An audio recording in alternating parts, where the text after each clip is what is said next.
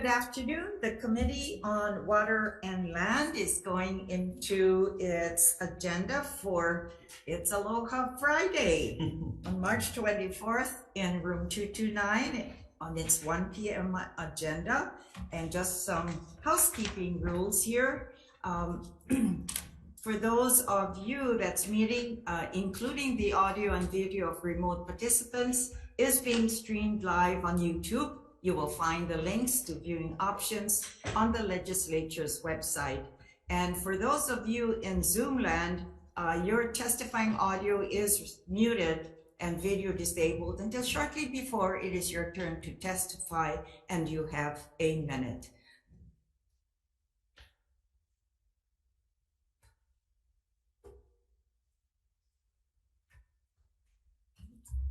We will proceed with our agenda items.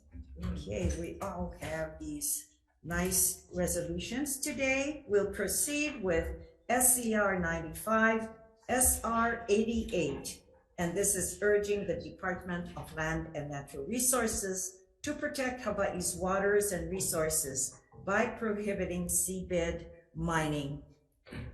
Ted Boland, aloha. Aloha.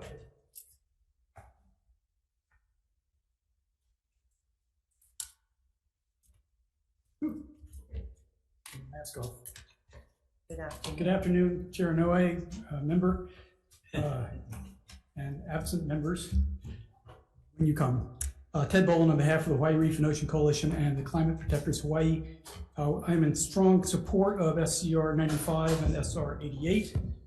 Seabed mining is a very risky environmental thing. It does a lot of damage. I think it's, I've analogized to strip mining, because you scrape the bottom and pick up your metallic materials that you're looking for, and then you have a big plume of waste. So it's, I think it's a very bad idea, and I think Hawaii should pass this resolution. If they don't pass the law, there's a bill pending, and I hope that passes. It can also harm commercial fishing and recreational fishing and tourism. So I think it's a very bad idea, and I hope that you pass this resolution. Okay. Thank you for the opportunity. Thank you so much. On Zoom, Jim Poon, are you there? I see you.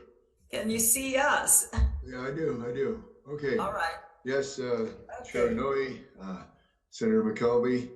My name is Jim Kuhn, representing the Ocean Tourism Coalition. And this was a really well-written resolution. I don't need, it will stand our testimony in strong support.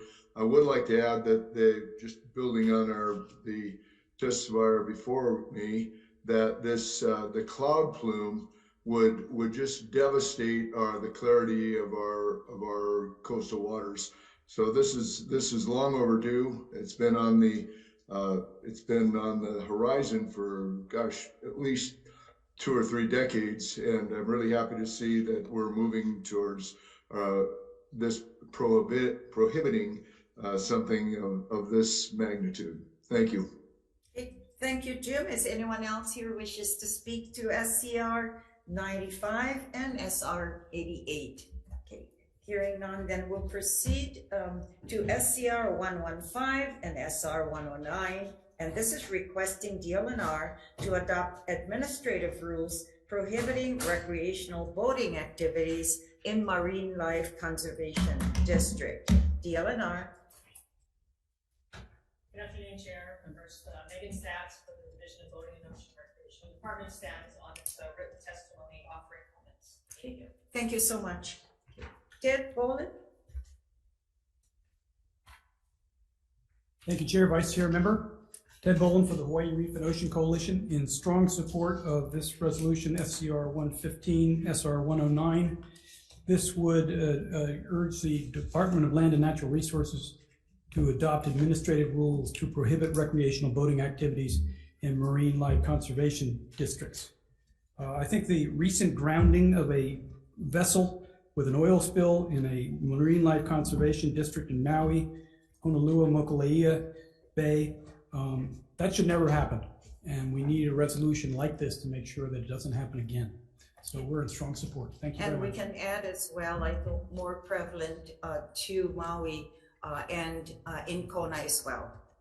So we've had yes, on the west side of our island, but with that said, with the disastrous activity that happened on Maui, hence we need to address this situation. And I'm so happy that DLNR and can look at it, and we'll work on at least some, hopefully, a method or the best practice in DLNR to see if perhaps creating rules, because then it will go out to the communities as well for input. And so we look forward to working with DLNR on this measure. Very good. Thank you very much. Thank you so much. Jim Kuhn. Aloha, Yes, Jim. aloha, Chair Inouye and Senator McKelvey. And I thought somebody else showed up. I couldn't see who that was. In any event, Jim Kuhn with the Ocean Tourism Coalition. This was a very unfortunate situation where this pirate came in and utilized a day-use mooring that should have only been utilized for 2 hours with smaller vessels, and then ended up in this tragedy at Honolua. However, this is I believe, a knee-jerk response to a grounding that actually could have been prevented had the 2 hour maximum been enforced on this vessel. And many of our marine life conservation districts were designed to be accessed by vessel. Not all, but several are. And this is a very unfair and unwarranted reaction for the recreational boating community. And as you're aware, the commercial boaters also access several of these marine life conservation districts, and we pick up day-use moorings as the recreational boater would as well. We think this is again just a knee-jerk and is a bad trend.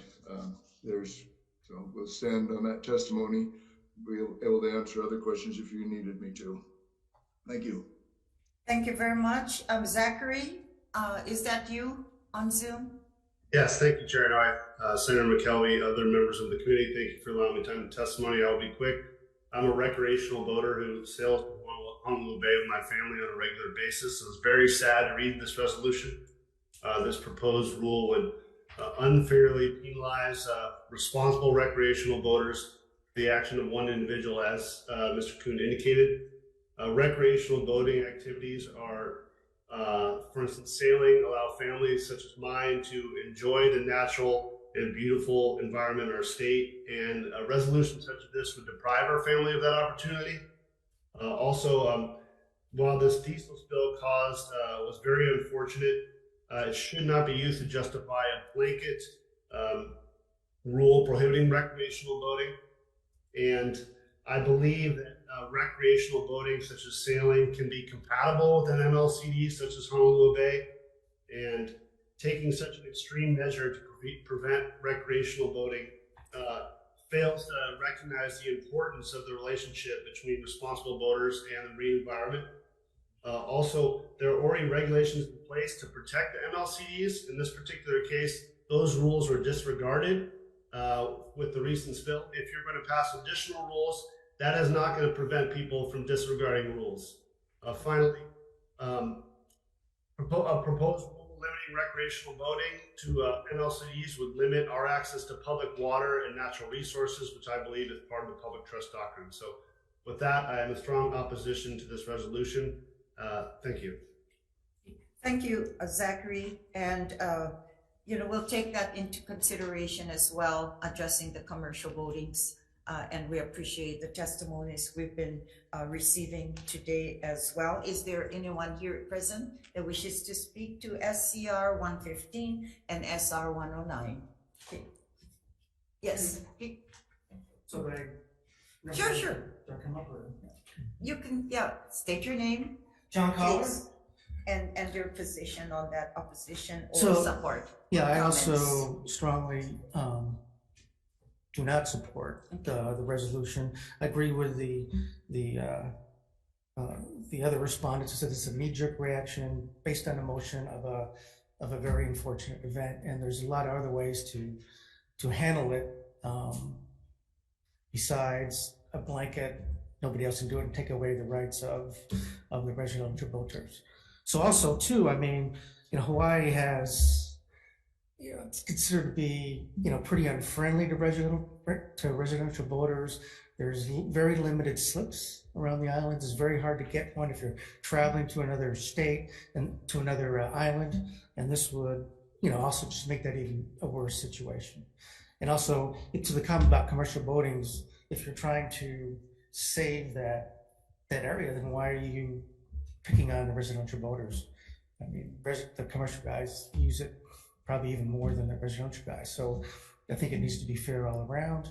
And yeah, so I believe that there are other ways to approach this problem. And also too, enforcement. That guy was there for 2 days. He was too big for the mooring, and the rules that were in place weren't enforced. And then you had this tragedy.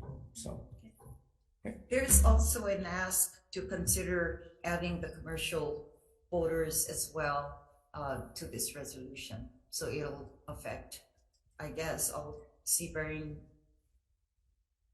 boats. And I believe that's unfair as well. So, All right, thank you. thank you.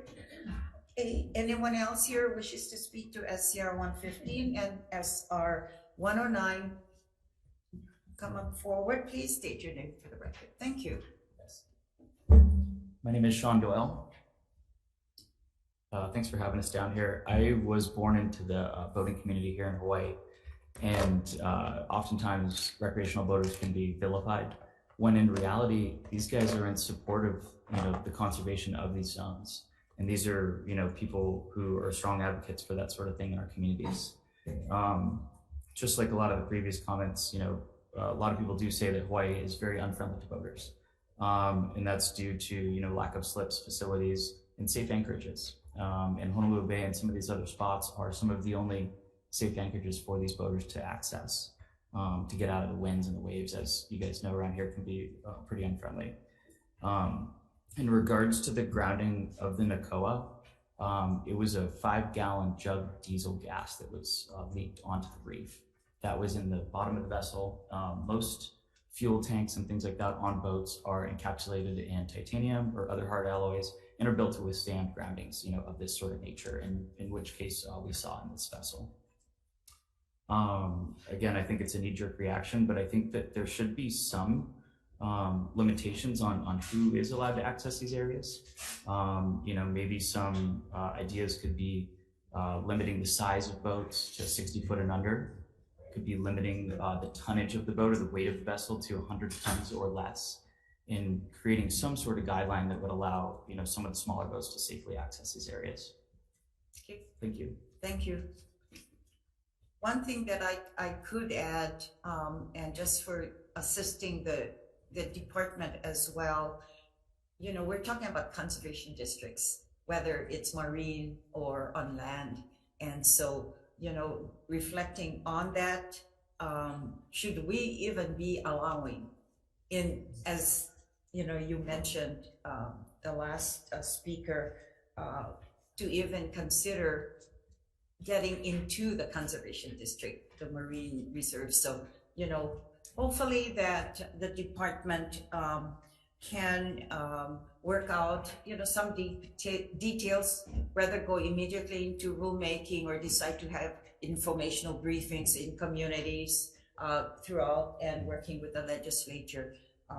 But we need to manage our marine life areas, no different than we also try to manage our conservation district lands as well. So this is very unfortunate. And again, it's very interesting because that boat was a pretty nice boat, but traversing around those areas, I think, we just have to pay attention. We're driving cars, we need to pay attention to the roads. And if you're on seafaring ventures, I think you still need to be awake and make sure that you manage your entire day on boats. And that's why there's discussions in the committee, and I'm happy that this committee has been very active in looking at, how we manage and having on recreational boatings as well.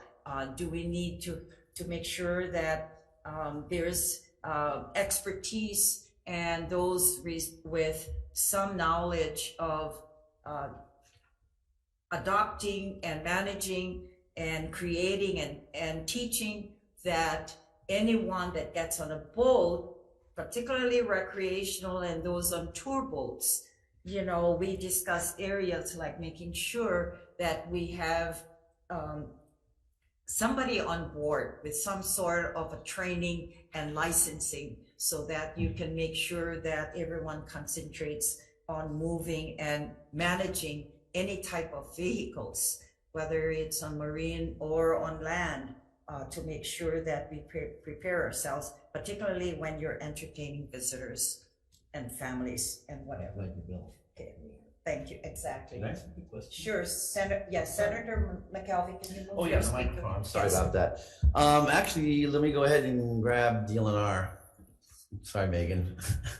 I need Brian, I'll pull him up. No, we've heard the concerns, and obviously not all LLCs are created equally. Like Molokini, for instance, it's well regulated. Do you think that the committee perhaps should amend the reso to call upon limiting the size of vessels, as was discussed earlier, and or increasing enhanced penalties for violations within the MLCD, so that, say, people like the NACOA boat owner go in there and do what they did, that then by them just doing that and being overnight and violating the 2 hours, there's now enhanced penalties through rules for that kind of activity?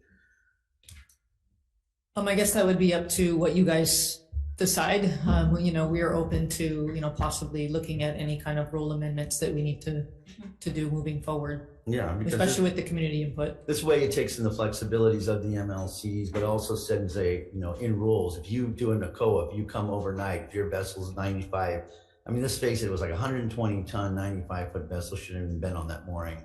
And this way, when they're caught, hopefully with the new DoCare officers coming out online, that there are enhanced penalties and rules that could allow them to be used to get them. Yeah, understood. Okay. Yeah. Thank you. Thank Yes. you, Sheriff. And this is good discussion, because then, the agency is willing to assist in Yeah. whatever we need to address. Just one comment though, the chair would like to say though that I kind of disagree with saying that, the boating industry or the department or Hawaii lacks and don't support boaters, but it's where we are in an island state. And if the concentration of the kinds of peers we have on all the other islands, and it rests with us as well here at the legislature, because if we don't provide the resources to the agencies, they won't be able to make good on increasing capacity for all of our harbors, and particularly the small boat harbors. And we understand that as well. And if we don't contribute to the agency, it's never going to be done. But they have tried to, doing the improvements, such as, and I can say over time, in the many years we've been around, that the proposals were always to lease out and do a public-private partnership. But they've tried, and if it gets shut down by either this place here as we speak, or other actions, we just move on and make sure that we can address. And this committee has been very, very active and wants to see the resources given, to our small boat harbors, because I agree with some of you, we have been neglected in our role to provide that as well. We'll move on to SCR 140 and SR 215, requesting DLNR to investigate. Oh, okay, did we have them on our list? Okay, I'm so sorry. I understand it's been brought to my attention. There are some Zoomers out there in Zoom land.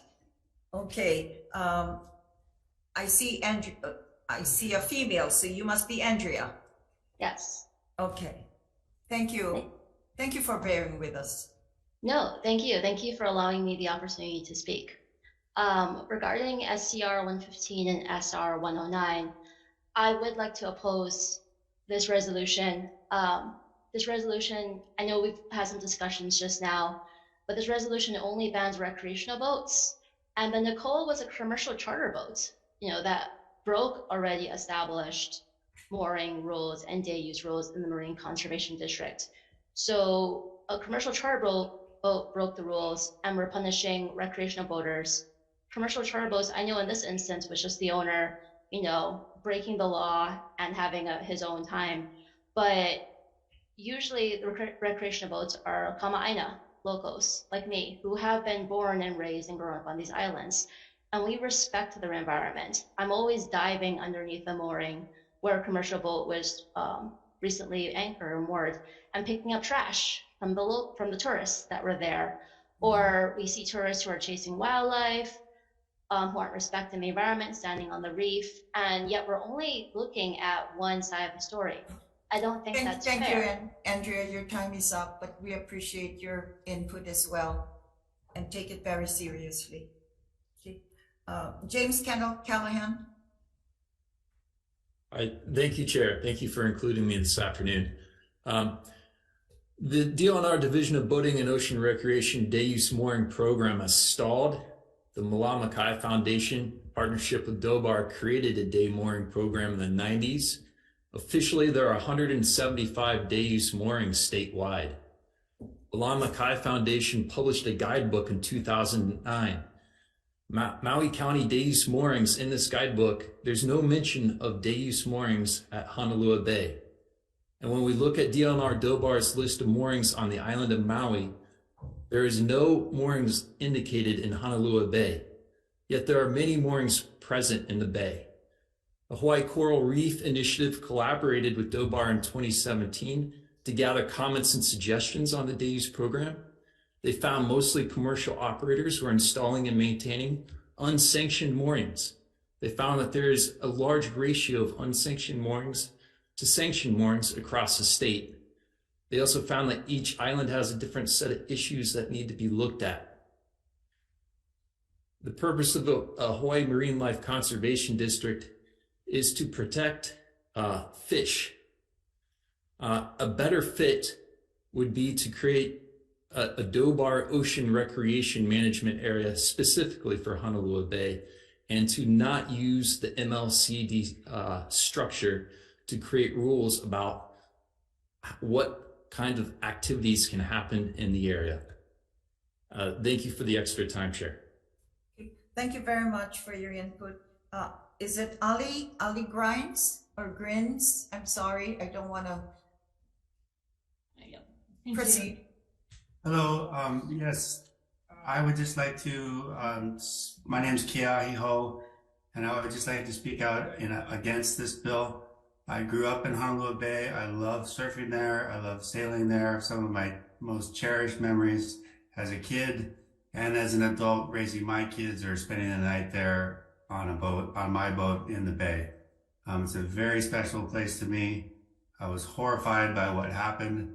I don't think that it's a common thing going forward. I do think that there could be some better management statewide through all of these issues, but I just support this bill in banning recreational boats. Thank you very much. Thank you. Thank you. All right, we'll proceed then with the next resolution, SCR 140, SR 215, and this is requesting DLNR to investigate the cause of and update key information on including facts and statistics to decline of the critically endangered Palila bird on Mauna Kea. DLNR. Good afternoon, Chair, Vice Chair, and Senator. My name is Linda Eatman. I'm a wildlife biologist for DLNR. I'm here on behalf of DLNR Chair Don Chang.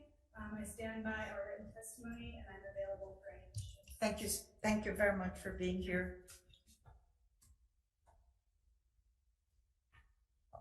Okay, we do have 6 others that are in supportive of this measure. Is there anyone here present in the room wishes to speak to SCR 140 and SR 215? Okay, members, any questions? Otherwise, can we move along to SCR 219 and SR 157? And this is requesting DLNR and to adopt administrative rules regulating vessel speed near the humpback whales. DLNR. Aloha, Chair Inouye, Aloha. Vice Chair Elefante, and Senator McKelvey. The department greatly appreciates the intent of this resolution, but respectfully have to oppose because of concerns about the ability to enforce speed limits on the water. Alternatively, the department's promoting best management practices to avoid contact with whales by boats. So, mahalo. All right. Any questions of the department since they're here? Yeah, real quickly. Yes. Sorry about that. A little different flow. You guys, are you with DAR? I'm with DAR. Okay, Brian good. Nielsen with Division. Yeah, of you Market guys put Resources. together a working group with all, or an informal group, I should say, with all of the boat providers and saying, well, this is what we kind of like you to do and be great if you could do it. But, you know, the fact of the matter is that there's all sorts of incidences happening, a lot of them with whale tour boats where they're chasing the whales to get the customers a better view. And, you know, clearly this, okay, well, you shouldn't do it. Best practices approach isn't working because why would you listen? You know, you're there, got paying customers. We're going to get the best shot of the whale. I mean, violations of the 1,000-foot rule, more than 3 vessels next to the whale rule. I mean, the infractions are occurring over and over again. And don't you think that through rule, I mean, all rules need enforceability. And given the shift of DOBOR to get into more of ocean recreation management, don't you think that the DAR could look at establishing rules for this? Because obviously there's concerns of Expeditions, which is an FTA ferry, and some of the recognized inter-island ferries, which is why they've asked for the amendments. But don't you think you guys can move forward on rules to ensure that when these violations happen, that enforcement occurs, there can be some action taken? Yeah, so all really good points and legitimate concerns, and from what I'm hearing, you're talking about a lot of violations, violating the approach rules for whales or dolphins or whatever it may be, and I think those are easier to enforce than a speed limit per se. I think we just need more enforcement on the water. The other, so that would come from DLNR, and I believe with the new cadets coming out of DoCare, there's 4 new enforcement, assigned to Big Island. I'm not sure how many are going to Maui, but 14 to Big Island. 14 to Big Island. And Oahu. And I think there were about 12 on to Maui. To A Maui. total of 41 that just graduated. So yeah, there's more capacity coming. And then it's also on the federal government, NOAA law enforcement, because these are actually federal laws that they need to enforce as well. So point well taken. And I think, there is some possibility to have some better enforcement up there. Okay. Thanks for letting me ask that question. Yes, thank you. Thank you very much. Ted Boland. Thank you again, Chair Inouye, Vice Chair Elefante, Senator McKelvey. Ted Boland for the Hawaii Reef and Ocean Coalition in strong support of this resolution. Humpback whales are endangered species and they need our protection. I appreciate, Senator McKelvey, your remarks.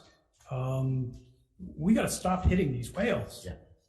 Yeah. There's a lot and it's got to stop. I'm surprised there hasn't been a lawsuit against the state for not doing enough about it.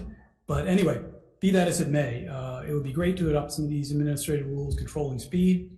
It would be great for the Division of Aquatic Resources to look at other ways that they could to see what they could do to protect the whales, and to work with NOAA to see what they could do to enforce. So I wouldn't say that you shouldn't pass a resolution just because it's going to be hard to enforce. Having the rule on the books, if that's what DAR does, has a deterrent value in itself. And then it sounds like we're getting some enforcement. So between those two things, I would think it'd be a great way to proceed and would support this resolution strongly. Thank you. Thank you very much. For DLNR again, we do have, don't we have rules or as well with the, I guess the, a recreational boating or any boats that go near whales, you know, like we have rules against our monk seals. Do we have something with regards to, I guess? Yes, Chair.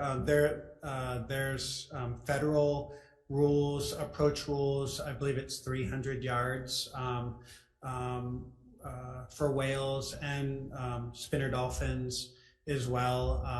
And then, you know, you're also not supposed to try to directly drive towards those. You're supposed to try to avoid, you know, disrupting their behavior or getting in front of them. So you're right, there is federal rules. But do we have our own state rules though?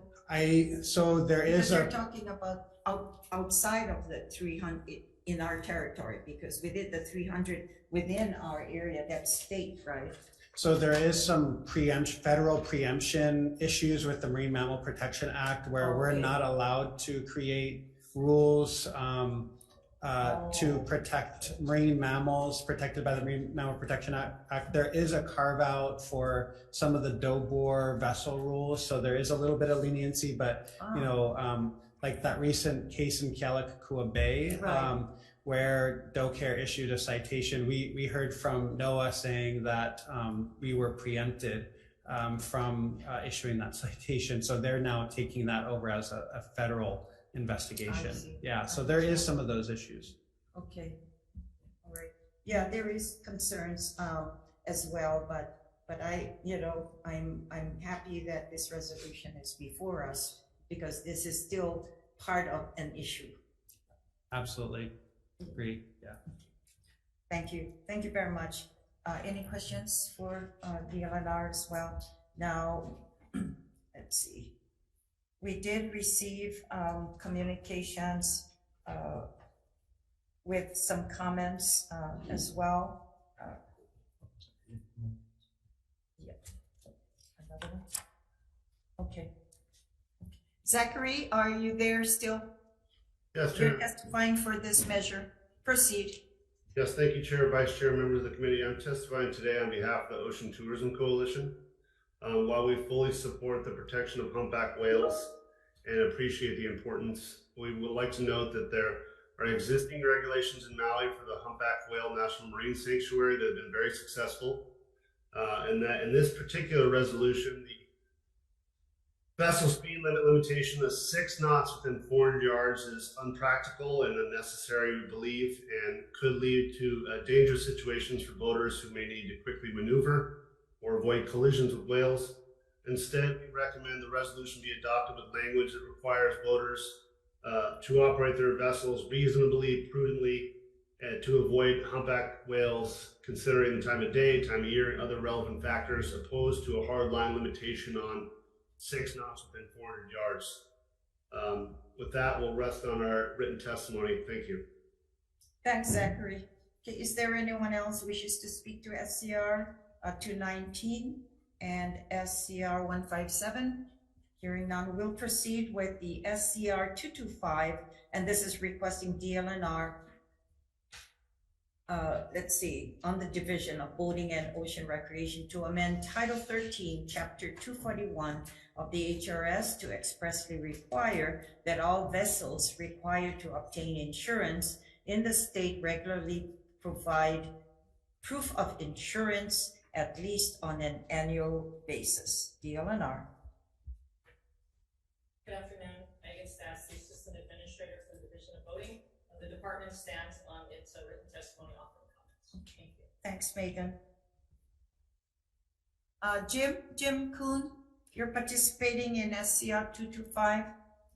Yes, Chair Inouye, Vice Chair Elefante, Senator McKelvey, and the rest of the committee.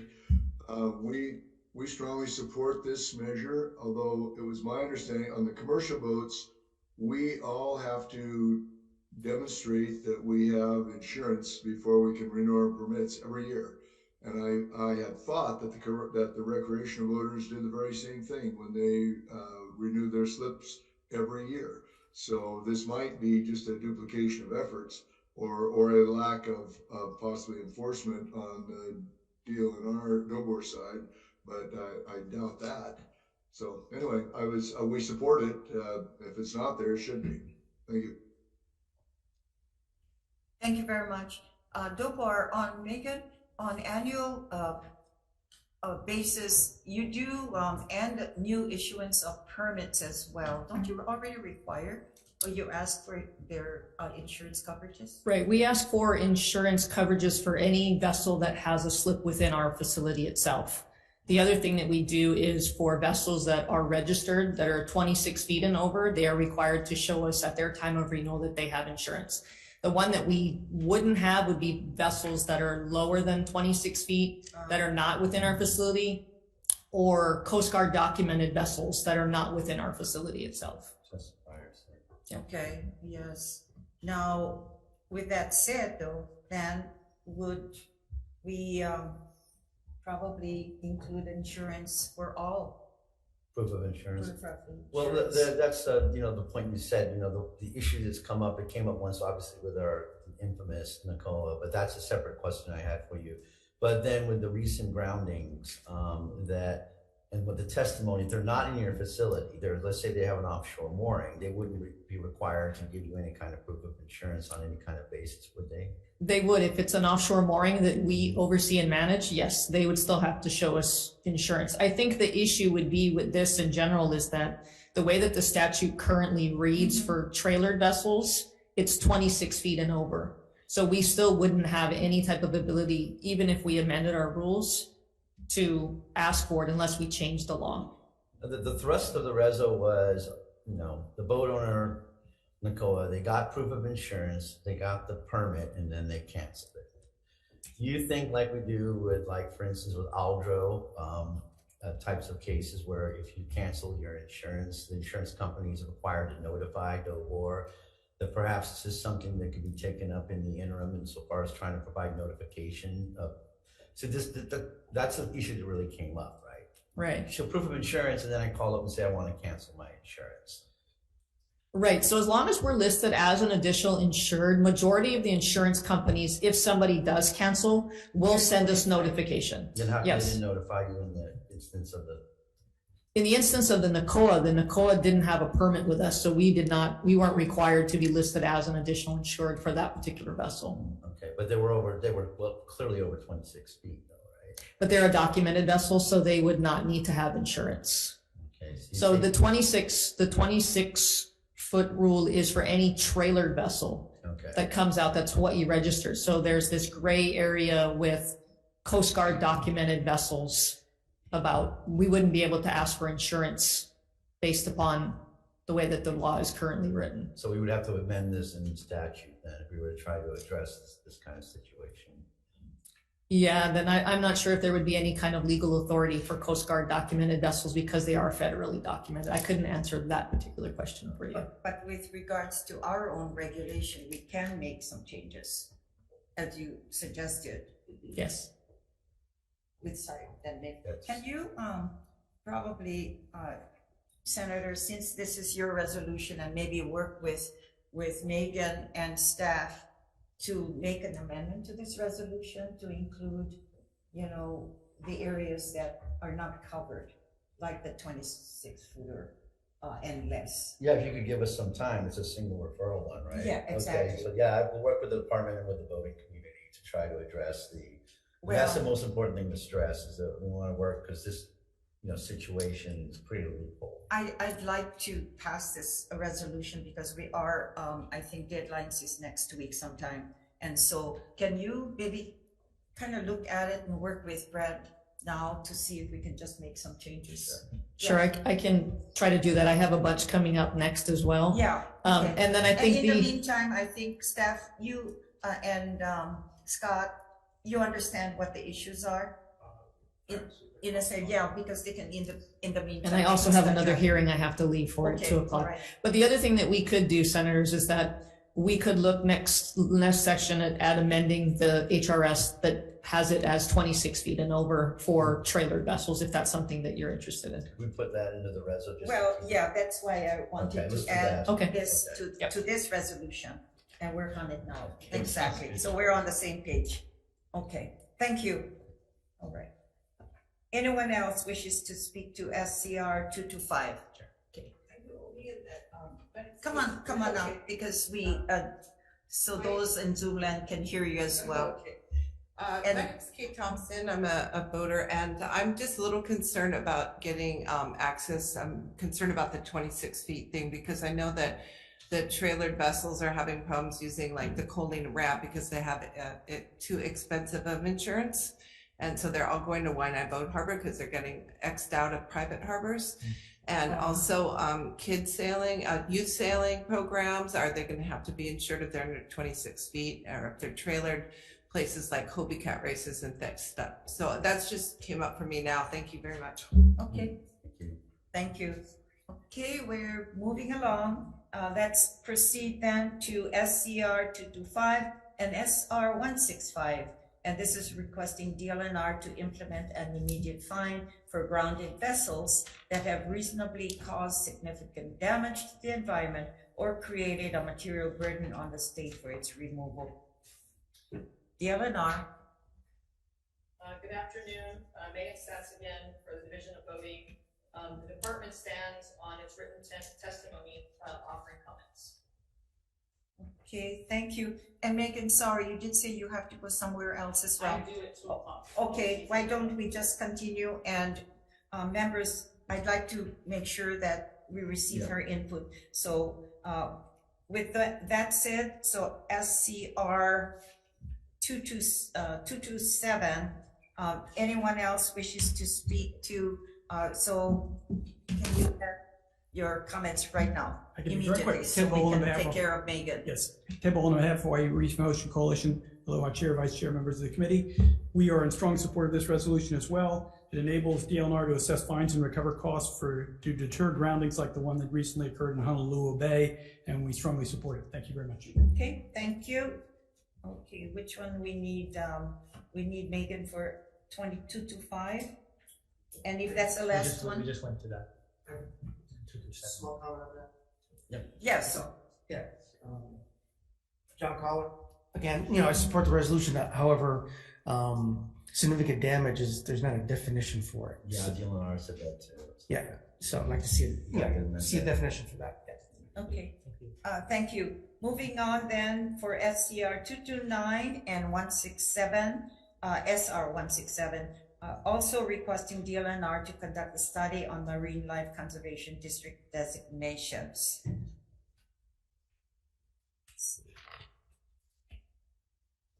Okay, and why don't we, Megan is there, we'll accept her comments right after. We'll proceed then to just hearing Jim Kuhn on Zoom. Sorry. Yes. We're on SCR 229, Jim. Yes, Chair. The Ocean Tourism Coalition supports the intent of this, but frankly, DAR, we have the ocean boating community has agreed for the Ocean Stewardship Fund to kick in starting January 1st, 2024. It's going to provide a huge increase in Department of Aquatic Resources funding, and they are already taking advantage of having community meetings in their Holomua initiative. And I think that we should give them at least another year. They're moving quickly. They're going to have funding, and I just think that this particular resolution could actually sort of micromanage them and slow them down rather than helping them. So because of that, we're in opposition of this resolution. Thank you. Is there anyone else wishes to speak to SCR 229? Okay. Hearing none, let's proceed then to SR 83, and this is requesting the Task Force on Beach and Water Safety to resume convening regular meetings as mandated by law and provide a current status report to the legislature. Okay, DLNR. Good afternoon, Chair, members of the committee, Kurt Cottrell, Administrator of State Parks for Don Chang, who couldn't attend. You have our written comments. We're in opposition to the measure, but the intent of the law was good. We're just requesting that it be looked at based on our testimony. You see that the cities and counties have way more beaches, and we only have 13 state park beaches, and so I believe they have the expertise to manage the task force. Thank you. Thank you very much. Anyone else wishes to speak to SR 83? Seeing none, hearing none, we'll proceed with SCR 52 and SR 47. And this is requesting LRB to study potential solutions and make recommendations for a long-term management plan for Sunset Memorial Park. Okay. Anyone from LRB, the Legislative Reference Bureau? We did receive their comments. We did have 2 support communications. Anyone wishing to speak to SCR 52 and SR 47? Seeing none, we'll proceed with SCR 116 and SR 108. And this is requesting the auditor to conduct a performance audit of all the programs within this state historic preservation division of the DLNR. Okay, DLNR. Hello, Madam Chair, Vice Chair, members of the committee. I'm Al Downer, Administrator for the State Historic Preservation Division. Department stands on the tuition comments. Okay, thank you as well. The Office of the Governor, the Auditor sent communications comments as well, and we have been in contact with them previously. Do we have the auditor's office here? Oh, okay. On behalf of the Office of Geography. Yeah, why don't you come? We'll stand on our. Oh, okay, that's fine. But we thank you for sending your comments, and it also gave us some alerts. So our staff has been working, I understand, clarifying some of the language. So we really appreciate the comments. Okay, thank you very much. Anyone else wishes to speak to SCR 116 and SR 108? We'll proceed then with the last resolution on our agenda, and this is SCR 224 and SR 162, and this is requesting the auditor to conduct a comprehensive management audit of the Division of Boating and Recreation of the DLNR. Department stands on its written testimony offering comments. Okay. Thank you very much. Scott Allen, thank you for being with us today. Good afternoon, Chair, Vice Chair, and Committee. I apologize that my written testimony states that I oppose SRC 162 when in fact I support it wholeheartedly. But ours say support. Okay, good. Yeah. It says support. But I see what you mean. It says I oppose. Yeah. So my level of okay. My level of support for this audit can be best illustrated through a story from this legislative session. During questioning from the House Committee on Water and Land in regard to HB 1089, DOBOR's administration indicated that because they don't think harbor permittees should be allowed to live on their vessels, they stopped issuing available liveaboard permits 4 years ago. Refusing to issue revenue-generating permits in harbors that continually have a wait list of people willing to pay double the base mooring rate for their right to live on their boat makes me question the judgment of current DOBOR administration. This decision alone would have resulted in a loss of millions of dollars in permit fees over the years, which could have gone into our special boating fund to maintain harbor infrastructure. I support this audit. However, I would like to caution that many in the harbor community believe DOBOR has been deliberately mismanaging the harbors to support their clear desire for privatization. Refusal to issue available permits at the expense of revenue which could improve the harbors may support this claim. An audit should take this into consideration. Thank you for this opportunity to submit testimony in support of this resolution. I will remain available for questions. Okay, thank you very much. There's some interest in this measure. We had communication in support, 21 sent testimony as well. Let's see. Is there anyone else wishes to speak to SCR 224 and SR 162? Okay. Yeah. Come on up then.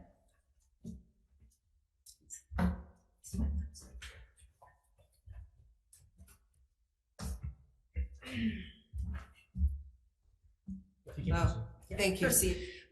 Thank you, Chair Noy and Vice Chair Elefante. Appreciate all your questions and thank Say you. your name again. Yeah, Kate Thompson, voter, and Senator McKelvey, I really appreciate your insightful questions, both of you, to Dilbor and DNLR in previous hearings. And some of the answers I find are evasive, and that's some of the problems that we have with Dilbor is not getting exact answers. And for projects, we've had a lot of what the paper has called debacles or fiascos. With like the Honeybee contract, a big contract out on the 800 row for the electrical, took over 3 years. All the people that were paying less rent moved into the more expensive rent, but got to keep paying the less rent. We've had so many issues, and we really want to keep this harbor accessible to the public and not, some of the issues that have come up with Colina are that, that people have to pay to park, that they won't take like my visiting boat to go around the island. They won't take, and my boat meets all the standards, but I'm considered a transient boat because I don't live at, or have a mooring at Colina all the time. And more we privatize, the harder it is. And thank you so much for this bill. Okay. Colina And is it's private, important. yeah. It is, but it's DNLR land. I mean, we gave it to them with some understandings in the beginning, the public would have access. And there were big fiascos with the boat ramp, and the people, locals don't even go there because of the high insurance. Well, we can always revisit and kind of have a workshop again with Colina. Thank you. Just another communication. And as often, any other kinds of development, whether it's on marine life or whatever, but sometimes we allow and agree with developers at the outset of their projects, and then later on somehow it becomes more private and forget that they're supposed to be serving the public as well. Thank you very much. Just have to stay on it. Thank So, you. yes, I approve of this and I'm available for questions. Sure. Thank you very much. Anyone else wishes to speak to SCR 224 and SR 162? Yeah, come on up. Yes, thank you. John Collar. So I'd also like to express my support for this. I said earlier in previous testimony that this is one of the most unfriendly states for voters, and I still stand by that. And also, as a voter, I don't have a vote in the LOI, but it's very difficult to get a slip if you need it. Not just the LOI, but all the other small boat harbors. And I also echo. Colina's got to be the unfriendliest marina I ever experienced. They don't, they just hang up on you, ask for a marina. They don't even, their policy, I believe, is that they're not going to take a transient boat. And I think over time, if I remember that developments, over time, owners have changed, yeah. Yeah. And that's the issue as well too. Yeah. So we got to revisit and make sure that new owners understand. Thank you. Thank you so much. Appreciate it. We are going to lose our vice chair soon, and so let's go into decision making. And there were some good insights today. We're going to be going into decision making right now. And thanks for the information, because these are good resolutions as well. And particularly, I thank the auditor's office on the 2 resolutions, and they've been very helpful as well. Okay. Let me go to DM. I have a suggestion for that. Okay. All right. Okay. Wait. Why don't we deal with this now? Okay.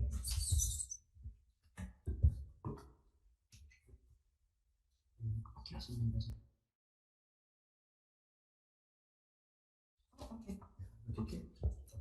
Second one you're gonna add? No. We need dates, so I need dates. Yeah. Yeah, no, just you find dates. Okay.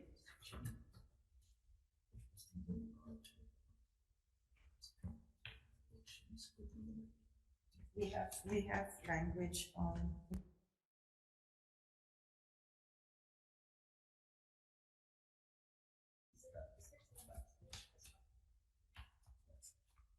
to say that it has to adopt and create enhanced penalties for violations of municipal light conservation.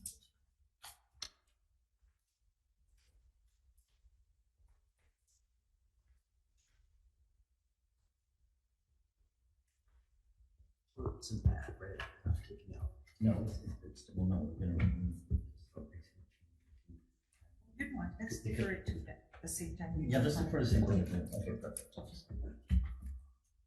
So all I need is date what? Yeah, yeah, sorry about that, Chair.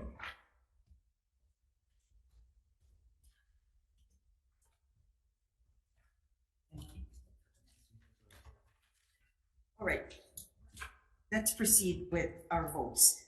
Committee on Water and Land is going into decision-making as well. With regards to SCR 95 and SR 88, Chair's recommendation is to pass this measure with amendments, just adopting technical and non-substantive amendments. Okay, any discussions? Vice Chair for the vote, Chair goes aye. Okay, Chair's recommendations to pass SCR 95 and SR 88 with amendments. Chair votes aye. Vice Chair votes aye. Senator Chang. Aye. Senator McKelvey. Yes. Senator Favela is excused. Madam Chair, recommendations adopted. Thank you. SCR 115 and SR 109, we're going to defer this to March 21st on decision-making at 1:05 p.m. in room 229 for additional amendments, recommendations. Sorry, 21. Sorry, it has passed. Deferred to March 29 on SCR 115 and SR 109 to 1:05 p.m. in room 229. Let's proceed then with decision making on SCR 140 and SR 215. And this will, Chair's recommendation is to pass with the amendments, adopting technical and non-substantive amendments. Any discussions? Hearing none, Vice Chair votes aye. Okay, of the 4 members present from Water and Land, any no votes or votes with reservations? Hearing none, Madam Chair, recommendations adopted. Thank you. SCR 219 and SR 157. Chair's recommendation is to pass with these amendments. We'll adopt the Matson and the Houts group recommendation amendments, which is the Hawaii Harbor Users Group, on page 1, lines 31 to 32, to prohibit any person from operating a vessel other than an inter-island vessel or intra-island vessel as defined in section 19-41-2 of the HRS within the waters of the state at a speed exceeding. On page 2, lines 7 to 8 to read, require any person operating a vessel other than an inter-island vessel or intra-island vessel as defined in section 19-41-2 of the HRS within the state, within the waters of the state to, unquote. Staff, isn't this the one that we were going to add something else? This is what we're gonna say. Okay, but this is fine. Yep. All right, any discussions? Hearing none, Vice Chair for the vote, Chair goes aye. Okay, Chair's recommendations to pass SCR 219 and SR 157 with amendments of the members present. Any no votes or votes with reservations? Hearing none, Madam Chair, recommendations adopted. Okay, thank you. SCR 225, Chair's recommendation is to defer this measure. I like the incoming discussions with regards to some additional amendments to be offered. So we'll defer this to March 29 in room 229 at 1:05 p.m. Okay. With regards to SCR 227, SR 165, Chair's recommendation with amendments, and will adopt DLNR's recommended amendment to remove the word significant as it is subjective.